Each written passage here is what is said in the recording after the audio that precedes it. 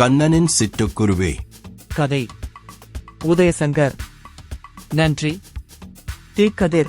Welcome to my channel. Raghunathan Srinivasan. Like, share, comment, subscribe. போன வாரம் முடிந்த தேரோட்டத்தில் வாங்கினான். கண்ணன் வாங்கியதில் இருந்து அதை கையிலோ பள்ளிக்கூட பையிலோ வைத்துக் கொண்டே திரிந்தான்.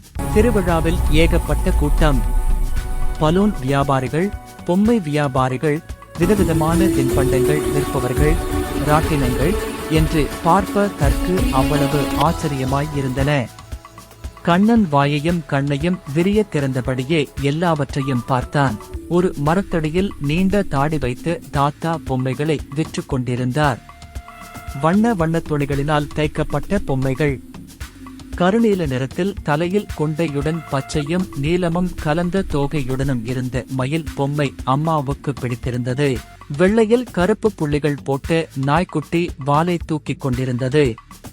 புள்ளி மான் இதோ நடந்து போய் விடுவேன் என்ப தை போல இருந்தது.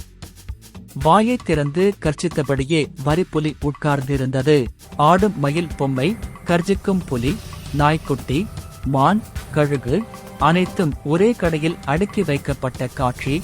கண்ணன் கவனமாக பார்த்து கொண்டிருப்பது. பாடிக்கொண்டே ஆடும் பொம்மை வியாபாரி தாத்தா. கை அசைவுகள், முகத்தில் சிரிப்பு, சுற்றிலும் குழந்தைகள். பெரிய பொம்மைகளுக்கிடையில் ஒளிந்திருக்கும் சின்னஞ்சிறிய சிட்டுக்குருவி பொம்மை. அது கண்ணை சிமிட்டுவது போல கண்ணன் மட்டும் கவனிக்கும் மாயமான தருணம். வாயை திறந்து கீச் கீச் கீச் கீச் கீச் என்று கத்தியது. அவனுக்கு மட்டுமே அந்த சத்தம் கேட்டது. வேறு யாரும் கவனிக்கவில்லை. அவனுக்கு அந்த சிட்டுக்குருவியிடம் ஏதோ சிறப்பு இருப்பதாக நினைத்தான். அம்மா அப்பாவிடம் சொல்லி அந்த பொம்மையை வாங்கினான். லேசாக இறக்கையின் பக்கம் ஒரு சிறு கிழிசல் இருந்ததால் தாத்தா விலையை குறைத்துக் கொடுத்தார்.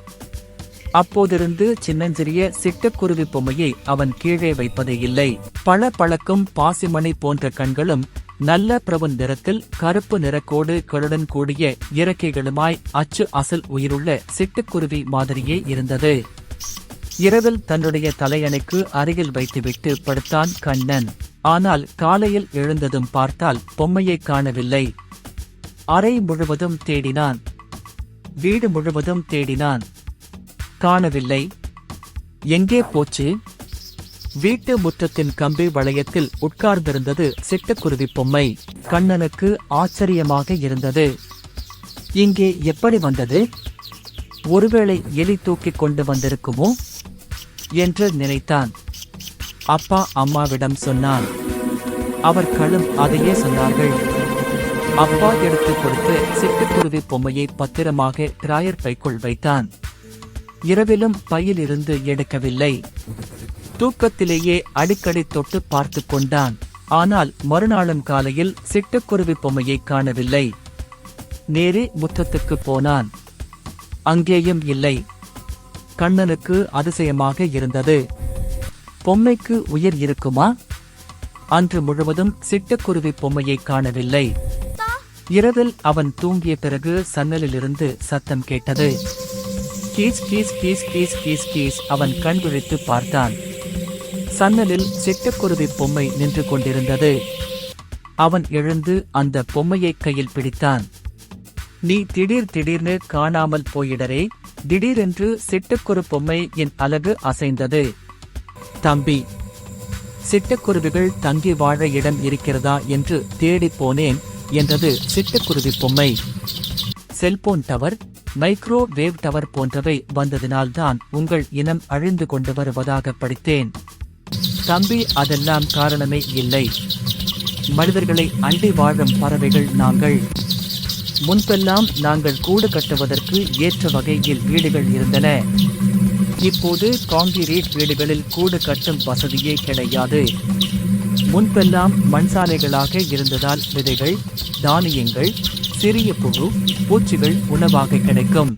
இப்போது தார்ச்சாலை, சிமெண்ட சாலை, அதனால் உணவும் கிடைப்பதில்லை. ஒரு விஷயம் தெரியுமா? என்ன என்பதைப் போல கண்ணன் சிட்டுக்குருவி பொம்மையை பார்த்தான். மனிதர்கள் தங்களைத் தவிர யாரை பற்றியும் கவலைப்படுவதில்லை.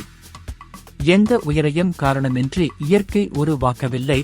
சிட்டுக்குருவி பொம்மை சொன்னது. அதை கேட்ட கண்ணனுக்கு வருத்தமாக இருந்தது. இனி நாங்கள் மனிதர்கள் வாழும் பகுதிக்குள் வரமாட்டோம். மீண்டும் காட்டுக்குப் போகிறோம். நீங்கள் வளர்ந்து பெரியவர்களாகும் போது இதை நினைவில் வைத்துக் கொள்ளுங்கள். இயற்கையும் பூமியும் எல்லோருக்குமானது என்று சொல்லிவிட்டு கண்ணிமைக்கும் நேரத்தில் சிட்டுக்குருவி பொம்மை பறந்து போய்விட்டது. திகைத்து போய் நின்று கொண்டிருந்த கண்ணனின் வாய் முணுமுணுத்தது. இயற்கையும் பூமியும் எல்லோருக்குமானது.